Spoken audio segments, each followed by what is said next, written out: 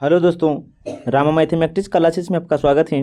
जैसे कि इसके पिछले वीडियो हम पढ़ चुके थे एडुटेरिया 7500 प्लस एमसीक्यू के अंतर्गत सेट नंबर 24। आज देखते हैं सेट नंबर 25।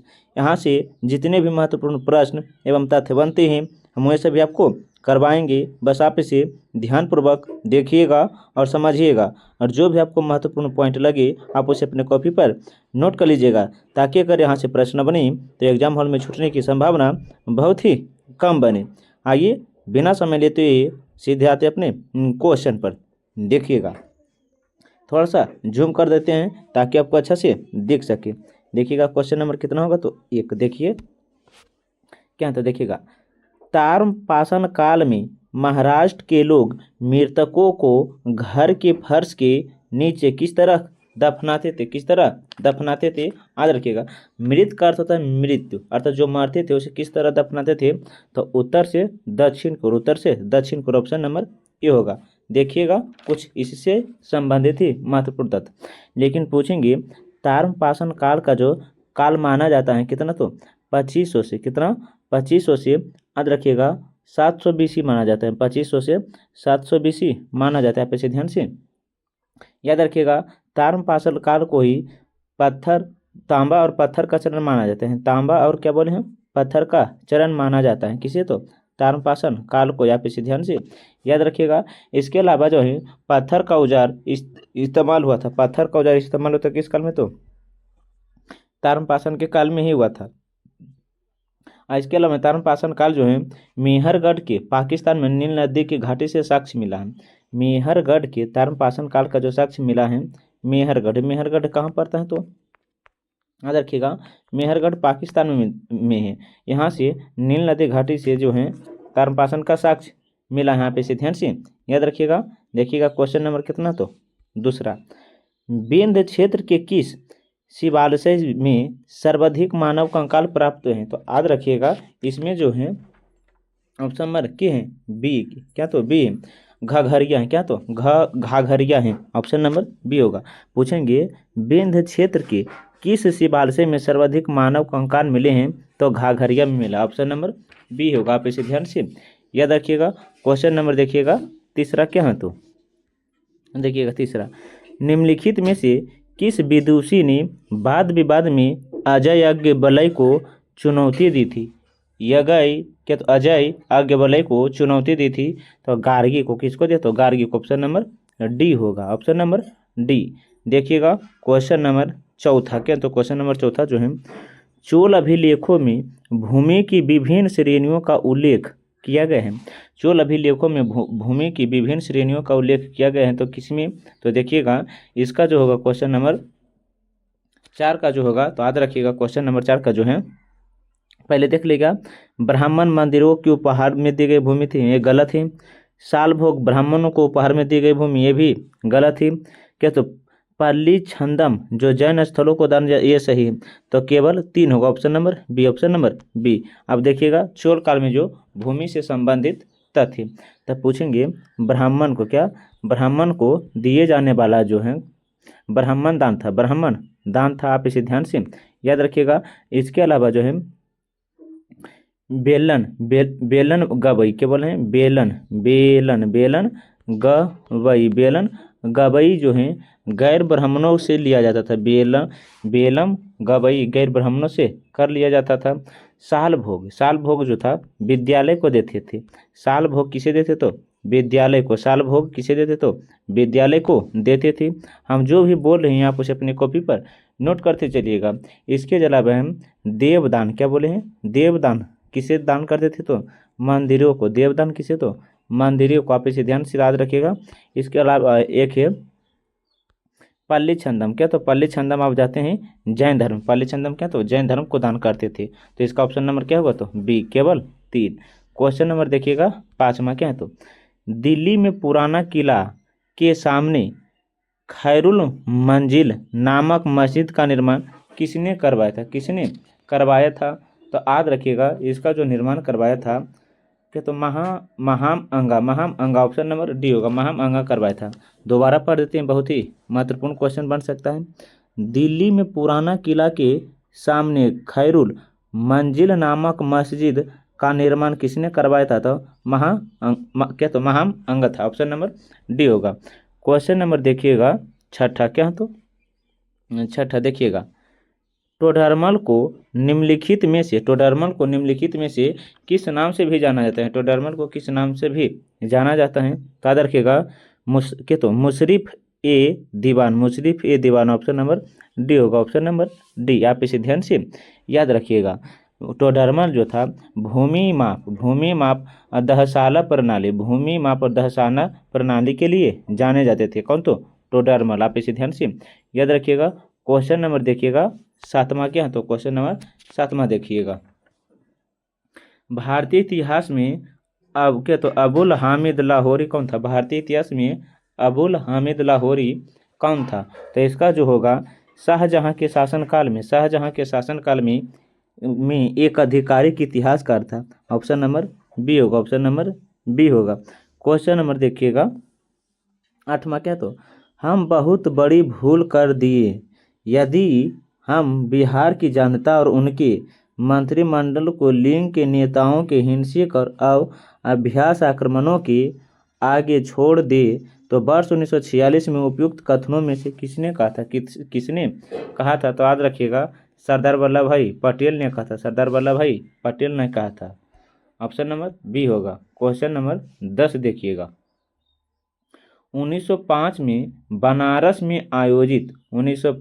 बनारस में आयोजित कांग्रेस के 21वें अधिवेशन की अध्यक्षता किसने की थी? कांग्रेस की अध्यक्षता किसने की थी? तो याद रखिएगा इसकी जो अध्यक्षता की थी गोपाल कृष्ण गोखले ने किया था। गोपाल कृष्ण गोखले ने किया था। आप इसे ध्यान से याद रखिएगा। ऑप्शन नंबर क्या होगा? तो सी। अब देखते हैं भारतीय राष्ट्रीय कांग्रेस से संबंधित महत्वपूर्ण अधिवेशन, बस हम बताते चलते हैं, आप उसे ध्यान से सुनिएगा।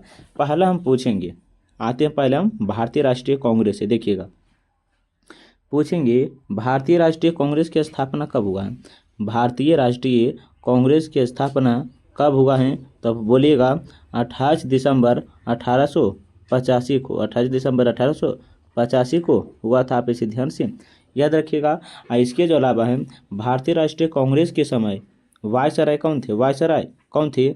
तो भारतीय राष्ट्रीय कांग्रेस स्थापना के समय वायसराय जो थे लॉर्ड डफरिन थे। आप इसे ध्यान से याद रखिएगा। लॉर्ड डफरिन का जो कालखंड था 1884 से 1888 था। आप इसे ध्यान से 1884 से 1888। लेकिन हम यहाँ पर ये प्रश्न पूछ दें कि भारतीय राष्ट्रीय कांग्रेस की स्थापना किस स्थान पर हुआ है? तो गोकुल दास, याद रखिएगा गोकुल दास तेज प्रताप संस्कृत विद्यालय, गोकुल दास तेज प्रताप संस्कृत विद्यालय में हुआ था। इसका जो नामकरण है भारतीय राष्ट्रीय कांग्रेस का नामकरण किसने किया? तो दादा भाई नौरोजी ने किया था। आप इसे ध्यान से याद रखिएगा। आइए जो है उस समय प्रधानमंत्री कौन थे? भारतीय राष्ट्रीय कांग्रेस के समय प्रधानमंत्री कौन थे? तो विलियम इबर्ट गैल्ड स्टोन थे। विलियम इबर्ट गैल्ड स्टोन थे। लेकिन पूछेंगे 1887 में लंदन में भारतीय सुधार समिति की स्थापना हुई थी। 1887 में लंदन में भारतीय सुधार समिति की स्थापना हुई थी। किसके सहमति से? तो दादा भाई नौरोजी की सहमति से। आप इसे ध्यान से याद रखिएगा। इसके जो अलावा है भारतीय राष्ट्रीय कांग्रेस के इसका जो पूर्व नाम है भारतीय राष्ट्रीय संघ था। भारतीय राष्ट्रीय संघ या भारतीय राष्ट्रीय यूनियन था। आप इसे ध्यान से याद रखिएगा। लेकिन यहीं पर हम प्रश्न पूछेंगे सुरक्षा बल्ब का सिद्धांत किसने दिया था? सुरक्षा बल्ब का सिद्धांत भारतीय राष्ट्रीय कांग्रेस को सुरक्षा बल्ब का सिद्धांत किसने कहा था? तो लाला लाजपत राय ने कहा था। क्या बोले हैं? भारतीय राष्ट्रीय कांग्रेस को सुरक्षा बल का सिद्धांत किसने किया? तो लाला लाजपत राय ने कहा था। लेकिन यहाँ पर यह पूछे हैं हम जो महत्वपूर्ण अधिवेशन है हम वहीं को बताते हैं।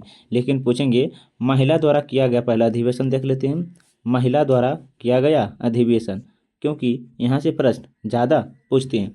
तब देखेगी क्या तो बोले 33वां अधिवेशन कब हुआ? तो 1917 में। 33वां अधिवेशन कब हुआ? 1917 में। इसकी जो अध्यक्षता की थी एनी बेसेंट ने की थी। किसने? तो एनी बेसेंट ने। लेकिन कहाँ किया है? तो याद रखिएगा कलकत्ता में। कहाँ? तो कलकत्ता में।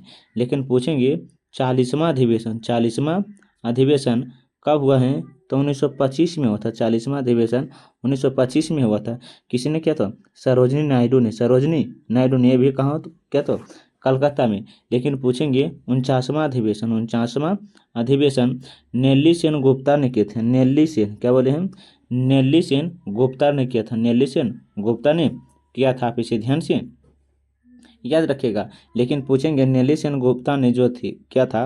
49वां अधिवेशन 1933 में किया था। 1933 में किया था। कहाँ? तो कानपुर में किया था। कहाँ? तो कानपुर में। तो इसका जो है देखिएगा कनक, क्या बोले हैं? कनक, कनक। तो याद रखिएगा एनी बेसेंट कलकत्ता में किया था और सरोजिनी नायडू कानपुर में किया था। सरोजिनी नायडू कानपुर में किया था। और एक जो है नेल्ली सेन गुप्ता जो था कलकत्ता में किया था। कहाँ? तो कलकत्ता में किया था। आप इसे ध्यान से याद रखिएगा। यह जो है बहुत ही महत्वपूर्ण प्रश्न बन सकता है। लेकिन देखिएगा कुछ और बताते हैं। पूछेंगे भारतीय राष्ट्रीय कांग्रेस का पहला अधिवेशन कब हुआ है? भारतीय राष्ट्रीय कांग्रेस का पहला अधिवेशन कब हुआ था? 1885 में। इसमें कुल कितना मुस्लिम सदस्य भाग लिया है? इसमें कुल मुस्लिम सदस्य जो भाग लिया था 2 लिया था। कितना? 2। लेकिन पूछेंगे भारतीय राष्ट्रीय कांग्रेस के प्रथम अधिवेशन में कुल कितना सदस्य भाग लिया था? 72। कितना? तो 72। आप इसे ध्यान से याद रखिएगा। लेकिन पूछेंगे सबसे ज़्यादा किस प्रांत से लिया है? तो सबसे ज़्यादा जो भाग लिया था बॉम्बे प्रांत से लिया था। बॉम्बे प्रांत से। कितना? तो 38। आप इसे ध्यान से याद रखिएगा। प्रथम भारतीय राष्ट्रीय कांग्रेस के प्रथम अधिवेशन की अध्यक्षता जो किया था बोमेश चंद्र बनर्जी ने किया था। बोमेश चंद्र बनर्जी। लेकिन पूछेंगे भारतीय राष्ट्रीय कांग्रेस के समय सचिव कौन थे? सचिव ए.ओ. हुम थे। ए.ओ. हुम थे। आप इसे ध्यान से याद रखिएगा। दूसरा देखते हैं। पूछेंगे भारतीय राष्ट्रीय कांग्रेस के दूसरा अधिवेशन कब हुआ है? तो कलकत्ता में। भारतीय राष्ट्रीय कांग्रेस का दूसरा अधिवेशन कब हुआ है? तो कलकत्ता में। कहाँ? तो कलकत्ता में। लेकिन पूछेंगे इसकी अध्यक्षता किसने किया था? दादा भाई नौरोजी ने। दादा भाई नौरोजी ने किया था। जो दादा भाई नौरोजी एक पारसी थे। पारसी थे। आप इसे ध्यान से याद रखिएगा। इसमें जो था भारतीय राष्ट्रीय कांग्रेस के दूसरा अधिवेशन में न्यायपालिका तथा कार्यपालिका को पृथक मांग की गई थी। पृथक मांग की गई थी। और इसमें 436 सदस्य भाग लिए थे। इसमें जो 436 सदस्य भाग लिए थे। लेकिन भारतीय राष्ट्रीय कांग्रेस के दूसरा अधिवेशन में मुस्लिम सदस्य 33 भाग लिए थे। मुस्लिम की संख्या कितनी थी? 33 थे। आप इसे ध्यान से याद रखिएगा। और एक पूछता है भारतीय राष्ट्रीय कांग्रेस के तीसरा पहला से लेके हाई 5वां तक लगातार ही पूछता है कि पहला, दूसरा, तीसरा, चौथा, 5वां कब हुआ था? आप इसे ध्यान से याद रखिएगा। पहला जो हुआ था 1885, दूसरा 1886, तीसरा 1887 और चौथा 1888 और 5वां 1889 में हुआ था। आप इसे ध्यान से याद रखिएगा। आप पूछेंगे देखिएगा हम आपको इस तरह बता देते हैं कि पहला दूसरा कब हुआ है। आप अपने कॉपी पर नोट कर लीजिएगा। हम इस तरह आपको बता देते हैं। देखिएगा 1 मिनट, नहीं देखिएगा बता देते हैं हम आपको इस तरह, ताकि आप 1 मिनट देखिएगा। अपने कॉपी पर नोट कर लीजिएगा। देख लीजिए जितना भी अट्टा है अपने कॉपी पर नोट कर लीजिएगा। लेकिन पूछेंगे देखिएगा इस तरह हम कर लेते हैं। देखिएगा पूछेंगे पहला अधिवेशन कब हुआ है? तो पहला अधिवेशन 1885 में हुआ था। 1885 में हुआ था। हम कुछ नहीं लिखते तो आप उसे एक कॉलम और बनाकर लिख लीजिएगा। लेकिन इसकी अध्यक्षता किसने की? तो बोमेश चंद्र बनर्जी ने। भारतीय राष्ट्रीय कांग्रेस की अध्यक्षता पूछेंगे तो बोमेश चंद्र बनर्जी बोलिएगा।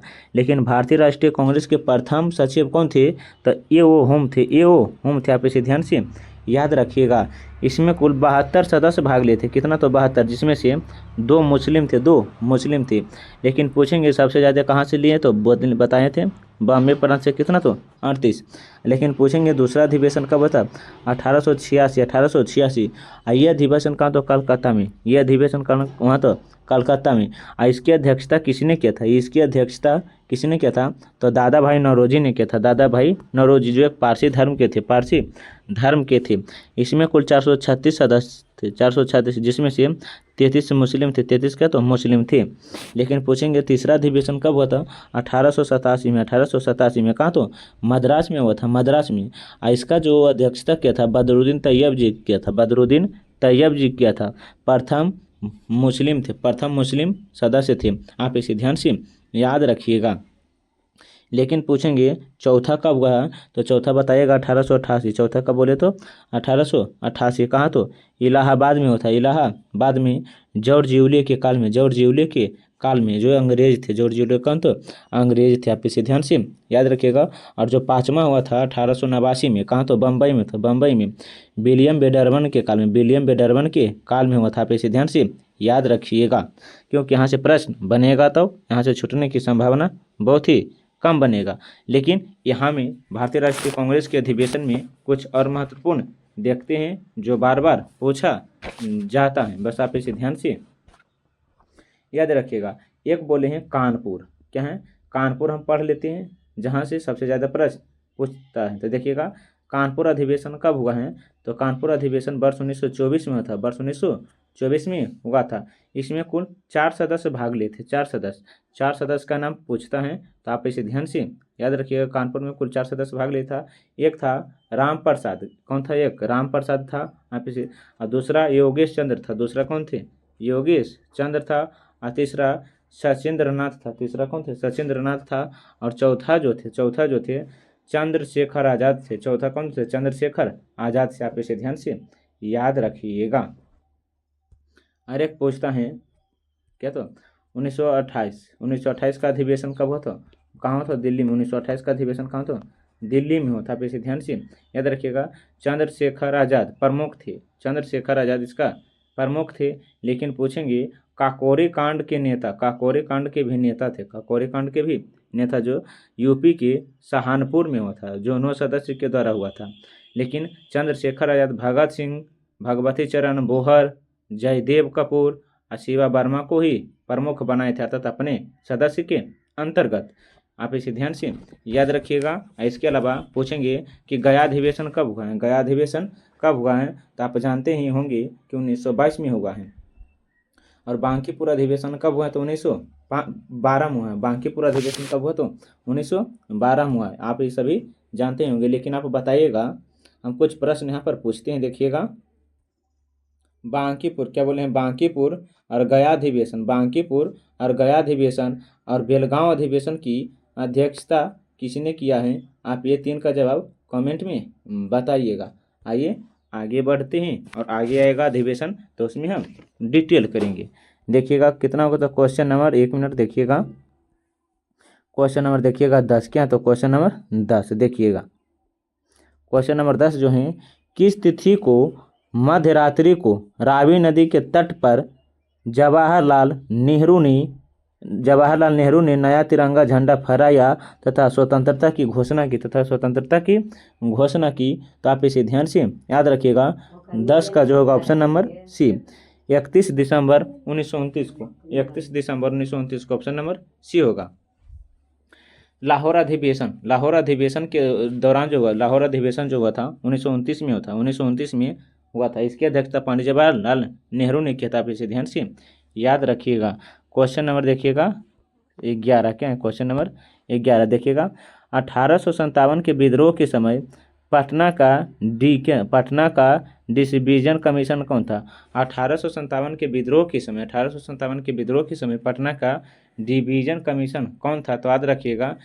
ऑप्शन नंबर इसका जो होगा विलियम टेलर था, विलियम टेलर था। आप इसे ध्यान से याद रखिएगा। यहाँ से प्रश्न पूछे ही गए हैं, क्योंकि अगर यहाँ से सब प्रश्न पूछते हैं तो आपको एग्जाम हॉल में छूटने की संभावना बहुत ही कम बने। देखिएगा इसके अलावा और कुछ महत्वपूर्ण तथ्य बताते हैं, देखिएगा। लेकिन पूछेंगे, देखिएगा क्या है, तो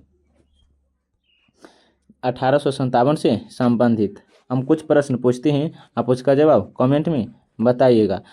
जिससे आप जानते हैं कि 1857 का जो विद्रोह हुआ था 10 मई से स्टार्ट हुआ था। कब, तो 10 मई से स्टार्ट हुआ था। कानपुर, क्या बोले हैं, कानपुर, लखनऊ, ग्वालियर, दिल्ली से इस विद्रोह का नेतृत्व किसने किया है। आप ये सभी का जवाब कमेंट में बताइएगा। क्वेश्चन नंबर देखिएगा 12, क्वेश्चन नंबर क्या है, तो 12 देखिएगा।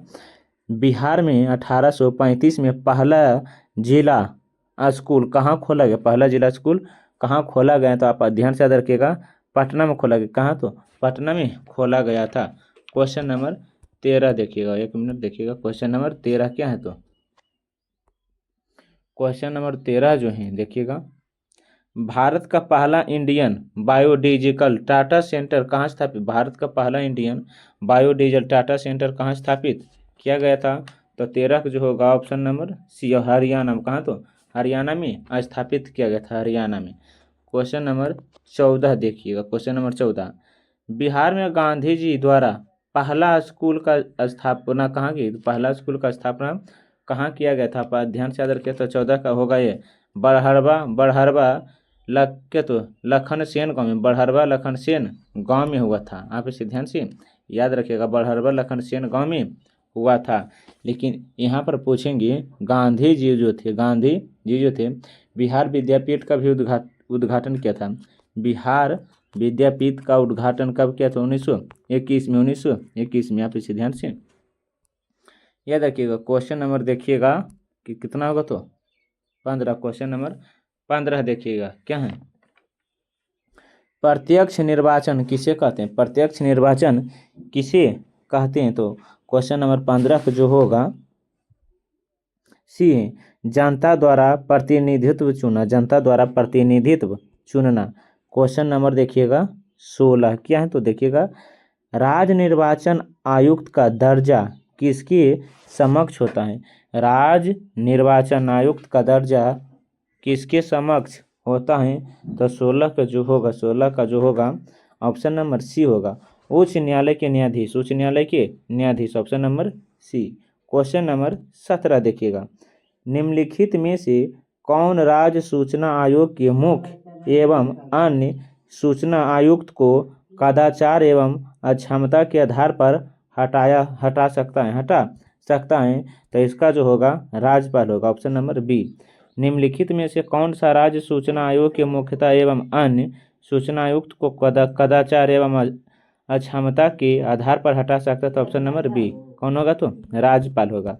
क्वेश्चन नंबर देखिएगा 18 क्या? तो राष्ट्रपति द्वारा प्रथम पिछड़ा वर्ग आयोग कब गठित किया गया था? तो याद रखिएगा 29 जनवरी 1953 को। 29 जनवरी 1953 को। लेकिन पूछेंगे प्रथम पिछड़ा वर्ग आयोग कौन क्या देख? तो काका कलेलकर थे। आप इसे ध्यान से याद रखिएगा। क्वेश्चन नंबर देखिएगा 19। क्वेश्चन नंबर 19 क्या है? तो भारतीय संविधान की निम्नलिखित में से कौन सी विशेषता अमेरिका के संविधान से ली गई है? भारतीय संविधान की कौन सी विशेषता अमेरिका के संविधान से ली गई है? तो याद रखिएगा, देखिएगा मौलिक अधिकार अमेरिका से लिया गया है। भारतीय संविधान की कौन सी विशेषता जो है अमेरिका से ली गई है? 29 का जो होगा तो मौलिक अधिकार मूल कर्तव्य रूस से लिया गया है। न्यायिक समीक्षा अमेरिका से लिया गया है। विधि द्वारा स्थापित प्रक्रिया जापान से लिया गया है। तो देखिएगा 1 बोली है और 3 बोले हैं, तो ऑप्शन नंबर बी होगा, option number B. Question number देखिएगा 20 क्या है? तो निम्नलिखित में से किस निकाय को वार्षिक रिपोर्ट भारत की राष्ट्रपति द्वारा संसद के समक्ष नहीं रखा जा सकता है? तो क्वेश्चन नंबर 20 का जो होगा, क्वेश्चन नंबर 20 का होगा राष्ट्रीय मानवाधिकार आयोग, option number B. Question number 21 देखिएगा, भूसन्नति की अवधारणा किसने प्रतिपादित की है? भूसन्नति की अवधारणा किसने प्रतिपादित की है? तो क्वेश्चन नंबर 21 का जो होगा हॉल्ड एब डेल ने, ऑप्शन नंबर सी होगा। क्वेश्चन नंबर 22 देखिएगा, निम्नलिखित में कौन मृतकों से संबंधित है? तो 25 का जो होगा क्वेश्चन नंबर 22 का जो होगा एडेफिक, ऑप्शन नंबर ए है, क्वेश्चन नंबर 23 देखिएगा, निम्नलिखित में से किसमें ओजोन की सर्वाधिक सांद्रता मिलती है? निम्नलिखित में से किसमें ओजोन की सर्वाधिक सांद्रता मिलती है? तो क्वेश्चन नंबर 23 का जो होगा क्या? तो स्ट्रेटोस्फियर, ऑप्शन नंबर सी होगा। क्वेश्चन नंबर 24 देखिएगा, निम्नलिखित युग्म में कौन सा युग्म सही नहीं है? हमें गलत को चुनना होगा, कौन सा युग्म सही नहीं है? तो क्वेश्चन नंबर 24 का देखिएगा, बांदीपुर राष्ट्रीय उद्यान कर्नाटक में, सही है। मानस वन्य जीव अभ्यारण्य असम में, ये भी सही है। पेरियार वन्य जीव अभ्यारण्य केरल में, ये भी सही है। सिमलीपाल राष्ट्रीय उद्यान मध्य प्रदेश में, ये गलत है, ऑप्शन नंबर डी होगा। तो याद रखिएगा बांदीपुर राष्ट्रीय उद्यान कहाँ है, तो कर्नाटक में है। आगे क्या, मानस वन्य जीव अभ्यारण्य असम में है। पेरियार वन्य जीव अभ्यारण्य केरल में, सही है, ऑप्शन नंबर डी गलत है। क्वेश्चन नंबर 25 देखिएगा, भारत के विभिन्न क्षेत्रों में उत्पादित सुल्तान गुलाबी काली चंपा निम्नलिखित प्रमुख फसलों में से किसकी किस्म है, तो याद रखिएगा अंगूर का है। किसका है, तो अंगूर का, ऑप्शन नंबर डी होगा। क्वेश्चन नंबर 26 देखिएगा, क्या है, तो सूची योग को सूची 2 के साथ सुमेलित कीजिए और नीचे दिए कूट का सही उत्तर दें। तो क्वेश्चन नंबर 26 का होगा जो, देखिएगा 1 मिनट, क्या है क्वेश्चन नंबर 26 देखिएगा, क्या है, कौन सा सही एक ही उपकरण और दूसरी तरफ है मापन तत्व है, मापन तत्व का नाम है। तो क्वेश्चन नंबर 26 जो होगा देखिएगा, क्या है, तो पहला जो है अश्लैंगिक माइक्रोमीटर। अश्लैंगिक माइक्रोमीटर जो है किसे मापा जाता है, तो देखिएगा ठोस की मात्रा, किसे, तो ठोस की मात्रा मापा जाता है। 4 का जो होगा देखिएगा पोडोमीटर से दूरी मापा जाता है, पोडोमीटर से दूरी मापा जाता है, पोडोमीटर से दूरी मापा जाता है। इसके अलावा जो है देखिएगा स्पेक्ट्रोमीटर से विकिरण ऊर्जा मापा जाता है, स्पेक्ट्रोमीटर से विकिरण ऊर्जा मापा जाता है। किब्नोमीटर से सापेक्षता का आर्द्रता मापा जाता है। तो देखिएगा क्या, 3 का डी, तो 3 का डी कहाँ है, तो देखिएगा 3 का जो डी है, 1 मिनट देखिएगा, 3 का डी गलत लगता है, देखिएगा दोबारा करते हैं। देखिएगा क्वेश्चन नंबर 26 का जो होगा, क्वेश्चन नंबर 26 का बी है। क्वेश्चन नंबर 26 का क्या है, तो बी। तो देखिएगा 3 का ए है, 3 का क्या है, तो ए है। सापेक्षता क्या है, स्पाइलिंग साइक्रोमीटर से है, स्पाइलिंग साइक्रोमीटर से, ऑप्शन नंबर ए। तो देखिएगा 3 का 1 है। इसके जो अलावा है 4 का क्या है, तो बी है, 4 का बी। तो देखिएगा पिग्नोमीटर जो सूर्य विकिरण इससे मापा जाता है। तो देखिएगा आप याद रखिएगा ऑप्शन नंबर बी होगा। क्वेश्चन नंबर 27 देखिएगा, क्वेश्चन नंबर 27 देखिएगा, 1 मिनट, किसी पदार्थ का प्रति इकाई आयतन एवं द्रव्यमान क्या कहलाता है, क्या कहलाता है। तो 27 का जो होगा, क्वेश्चन नंबर 27 का जो होगा डी होगा, क्या, तो घनत्व होगा। देखिएगा क्वेश्चन नंबर 28, क्या, तो विद्युत इंसुलेट का गुण है, विद्युत इंसुलेट का गुण है। तो क्वेश्चन नंबर 28 का होगा बिजली का संचालन ना करना, बिजली का संचालन ना करना, ऑप्शन नंबर बी होगा। क्वेश्चन नंबर देखिएगा, क्वेश्चन नंबर 29 देखिएगा, समतल दर्पण में हमारे चेहरे की छवि कैसी बनती है। समतल दर्पण में हमारे चेहरे की छवि कैसी बनती है, तो आभासी बनती है, आभासी, ऑप्शन नंबर बी होगा। क्वेश्चन नंबर देखिएगा 30, क्या, तो थायरॉक्सिन के संश्लेषण के लिए कौन सा तत्व आवश्यक है, कौन सा तत्व आवश्यक है। तो क्वेश्चन नंबर 30 का जो होगा आयोडीन है, आयोडीन है। क्वेश्चन नंबर 31 देखिएगा, किसी तत्व की आयनन ऊर्जा किस पर निर्भर करती है, किस पर निर्भर करती हैं, तो परमाणु आकार पर, परमाणु आकार पर, ऑप्शन नंबर ए होगा। क्वेश्चन नंबर 32 देखिएगा, अमोनिया क्लोराइड के एक अणु में कितने परमाणु होते हैं, अमोनिया क्लोराइड के एक अणु में कितने परमाणु होते हैं। तो क्वेश्चन नंबर 32 का जो होगा, क्वेश्चन नंबर 32 का सी है, सी है, कितना, तो 6 होगा। क्वेश्चन नंबर 27 देखिएगा, परमाणुओं में धनावेशित कणों की उपस्थिति को सर्वप्रथम किसने दर्शाया था, सर्वप्रथम किसने दर्शाया था। तो याद रखिएगा क्वेश्चन नंबर 33 का जो होगा ये रदरफोर्ड ने, किसने, तो रदरफोर्ड ने। क्वेश्चन नंबर 34 देखिएगा, अल्फा कण के 2 धन आवेश होते हैं, इसका द्रव्यमान लगभग बराबर होता है, इसका द्रव्यमान लगभग बराबर होता है। तो देखिएगा 34 का जो होगा हीलियम के एक परमाणु के नाभिक के, हीलियम के एक परमाणु के नाभिक के, ऑप्शन नंबर बी होगा। क्वेश्चन नंबर 35 देखिएगा, क्या है, तो 35, सिल्वर नाइट्रेट का घोल किस एक अध्ययन में इस्तेमाल किया जाता है, सिल्वर नाइट्रेट का एक घोल किस एक अध्ययन में किया जाता है। तो 35 का जो होगा बी होगा। गोल्जी उपकरण option number B. Question number देखिएगा 36, क्या है तो कोशिका में लिपिड अणुओं को निम्न के द्वारा संश्लेषित किया जाता है, उसे क्या कहते हैं, तो याद रखिएगा चिकनी अंतःप्रायद्वीपीय जालिका। क्वेश्चन नंबर 37 देखिएगा किसने स्पष्ट किया कि कोशिका विभाजित होती है और ना ही कोशिका का निर्माण पूर्व स्थिति में कोशिका के विभाजन से होता है? तो 37 का जो होगा ऑप्शन नंबर बी, बिरचो ने किया था। क्वेश्चन नंबर 38 देखिएगा, क्या है तो सर्वप्रथम विटामिन शब्द का प्रयोग भांक ने किया था।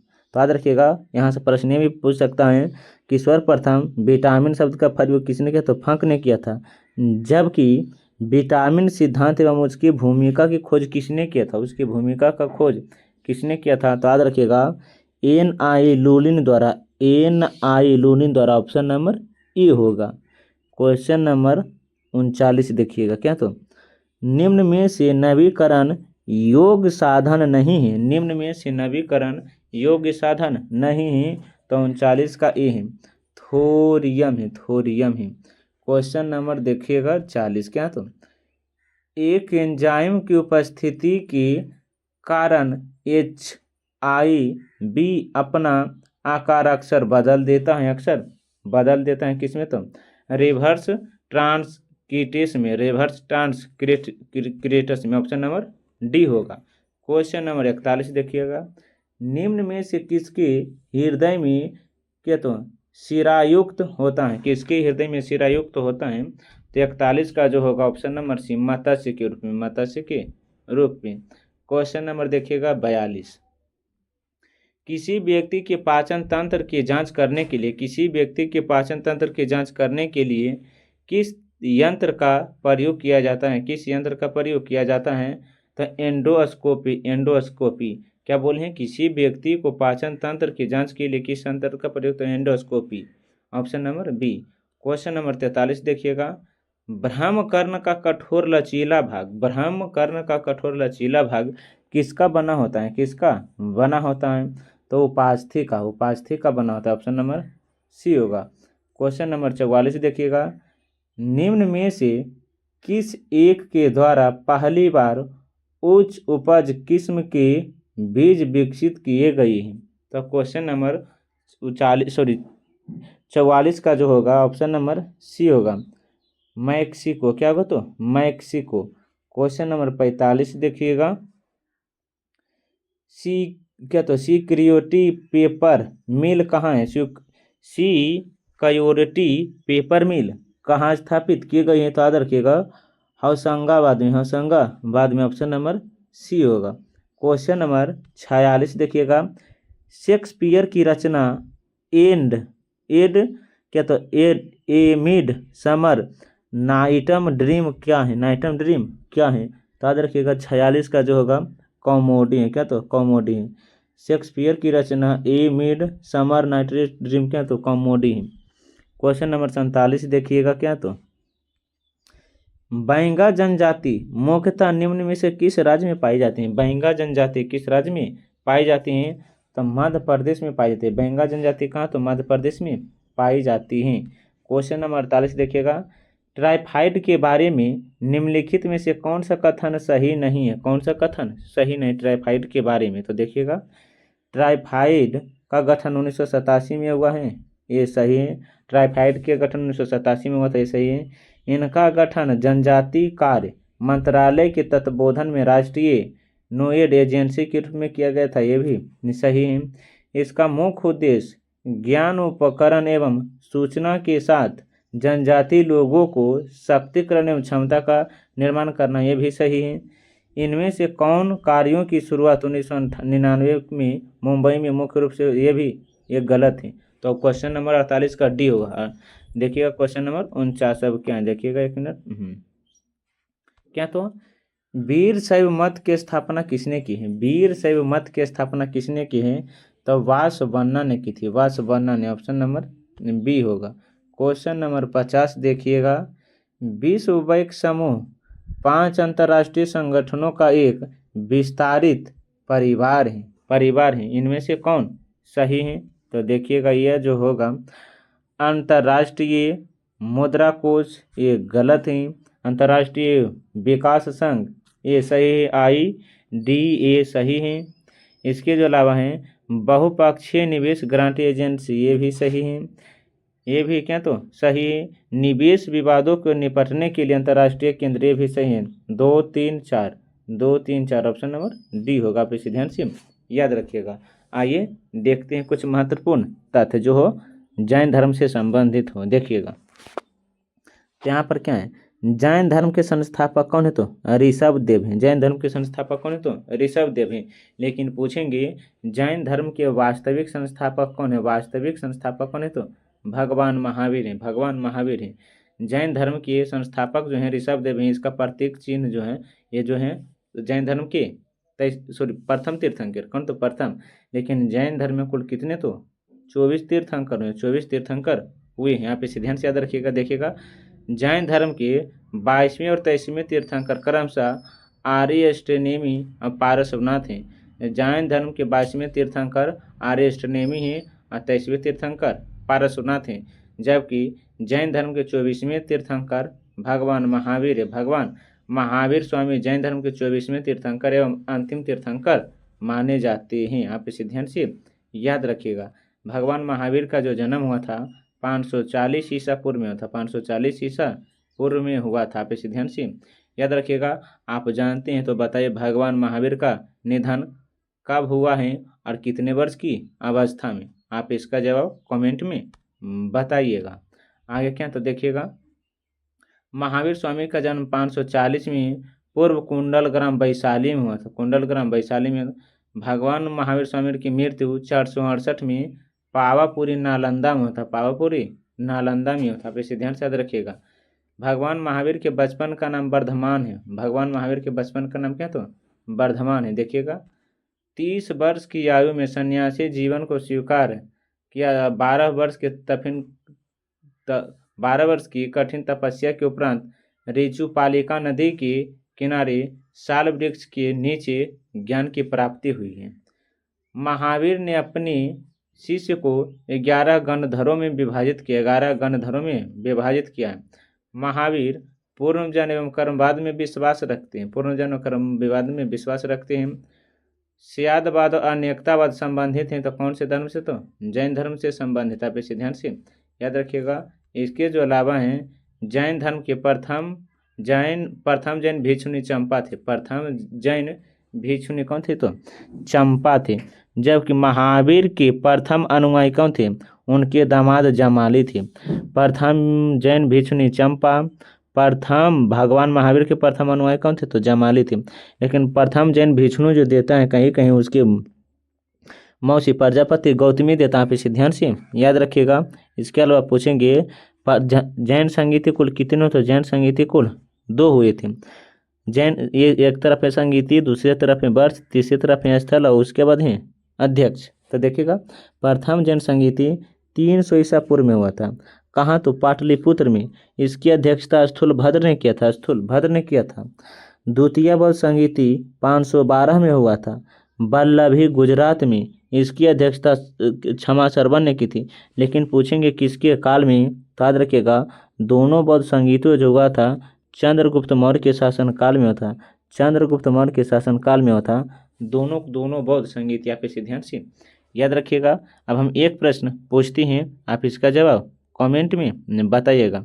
भगवान महावीर प्रथम एवं अंतिम उपदेश कहाँ दिया है? भगवान महावीर प्रथम एवं अंतिम उपदेश कहाँ दिया है? आप इसका जवाब कमेंट में बताइएगा। अगर वीडियो और कॉन्टेंट अच्छा लगता है तो वीडियो को लाइक, सब्सक्राइब और साथ साथ अपने दोस्तों के साथ भी शेयर कीजिएगा ताकि इस वीडियो से अनेक लोगों को लाभ पहुंचे। तब तक के लिए पढ़ने में मस्त रहिए, ज़बरदस्त रहिए।